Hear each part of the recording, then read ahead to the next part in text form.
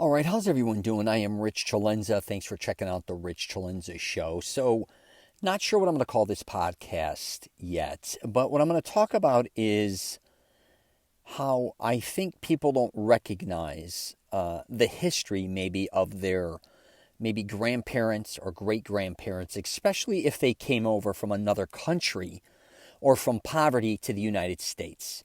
And just so I'm clear, this has nothing to do with politics or anything. I'm not going to be talking about that. And the reason I bring this up is because I was at a funeral today and I heard an incredible eulogy by one of my closest friends' brothers, or brother. And he talked about all the sacrifices his father made for them, not only to, he legitimately left Cuba. He had I don't know if he fled Cuba. It sounds like he did with his family. He had 3 sons. Then he ended up having a daughter. But he had to get out of Cuba, and then he came to the United States, and he sacrificed so much for his family to make sure they had a better life than he had. And he ended up becoming a doctor, their father. And then he had 3 sons, like I said, who became very successful, along with a daughter. And it's an amazing family. And one of the reasons I also bring this up is because I was having these discussions with him. And he's really, his oldest brother, my closest friend, has become very successful. And he has a big, beautiful home. And he talked about to me, him realizing, obviously all his father did for himself. But he also made his sacrifices throughout his life as well. They lived in very bad areas. He had to go to certain type of schools that maybe not everybody, that weren't as good as, say, other people being in bad areas. He also had to maybe go to junior college instead of in, a bigger school, let's say. And then he was able to go from there and move his way up.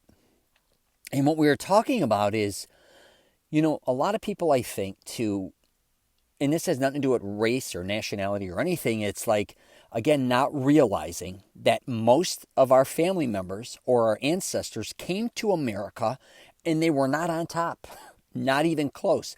Most who left their country was because, probably it could be financial difficulty. It could be, the environment. They just weren't, they wanted maybe the American dream as well.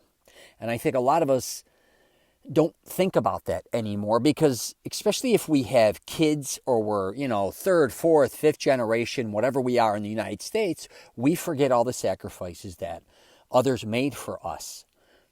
And what was the other thing back to not being on top. I remember hearing this about Italy because most of my family members are all from Italy. And you hear these things, and believe me, I'm not some expert on this, but most of southern Italy are mid-down, because for the most part, not as many people from up north came to America. Like, for instance, as much as, say, Naples or maybe in Rome or Sicily or other areas that I think were more poverty, I guess you could say, stricken. Is that the word? Yes. So, and that's why a lot of times when you meet a lot of people in the United States, a lot of them are from more of the south part of Italy. And the reason being they left because they didn't have as much as, say, the north. Now, I'm not saying the north has a ton or people from the north didn't come here. But it was quite interesting when I would hear these stories from other, family members. And I know the north and the south of Italy is very different from one another. One is kind of more known for being wealthier, which is the north, and the south as far as being a lot more poor, I guess you could say. But I will just say my grandfather supposedly, at least I know one of them, came over with a quarter in his pocket. And he lost that quarter from what I understand. Then he ended up building the largest tailor shop in the city of Chicago with over 200 employees. My other grandfather came over. I don't know how much money he had, but I think he originally went to Rockford or Wisconsin maybe, I'm sorry. And then ended up in Chicago as a painter, sacrificed for his family, and then his sons and his daughter became very successful as well, and their children, and then their great-grandchildren as well, and that's kind of where I fall in that category. But I just want to do a quick podcast on this because I'm going to tell you, if you're out there, a lot of times you may feel like you're on the bottom, and I've been there. I feel like that even at certain times, just depending on what you think the top is and where you think the bottom is, right? Because you may not realize that you may be much more successful than you think, and you think you're on the bottom when you don't really, you kind of forget Where if you go real low, when you're at the point where you're homeless or anything, you may not be anywhere near there. But my point being is that may be a way lower, and I think a lot of us struggle with thinking that we're not as successful as we are or we should be, and all these different types of things I talk about on the podcast. But, you got to take your life, you just got to look at life sometimes and really be really grateful for all that you have or that you've done, and maybe that you've done for others. Because I do sometimes also think a lot of us don't realize all the sacrifices we have made through our life too, besides our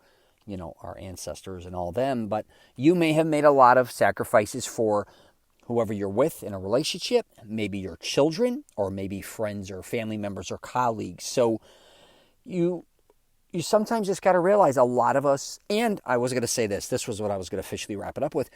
Besides family members making sacrifices, you may not realize too other people around you making sacrifices for you besides just family members. Again, it could be your relationship you're in. It could be somebody at work. It could be a close friend. Sometimes, again, we just don't think of these things. And I think if you have a lucky, if you're lucky enough to have an amazing family and amazing friends, I mean, you got it all. I'm just telling you, I know finances come into play a lot of times. But they say it all the time, when you die, you're not going to take that with you. Towards the end, it's really going to come down to the people around you that love you, and I really believe what you're surrounded by, and what your legacy is. Again, sure, it could be financial, that's wonderful, but a lot of people aren't going to be as wealthy as others or have the wealth that they desired. I hope everyone becomes wealthy, but a lot of people aren't. But don't take anyone for granted either, I guess I should say as well. So I'm going to wrap it up there. This was just kind of a personal thing that I just wanted to just talk about, because it was just a really good eulogy, like I said. And, you see people you literally see people, or I'm friends with a lot of people that lived and became the American dream. They came here and they accomplished so much, and they started off with nothing. And a lot of times people aren't talking about that, because I think maybe some people are even embarrassed of their past, or, sometimes it's over-exaggerated. I think a lot of times we see that on, maybe in the media or on the internet or wherever, people saying, I always, and I get a lot of people lived in their car and then they become multimillionaires, and the way they did it. And I get that too. God bless everybody. But, I just thought I would do a podcast on this. So I'm going to wrap it up there. Any questions or comments, hit me up. Take care, and I wish everyone the best.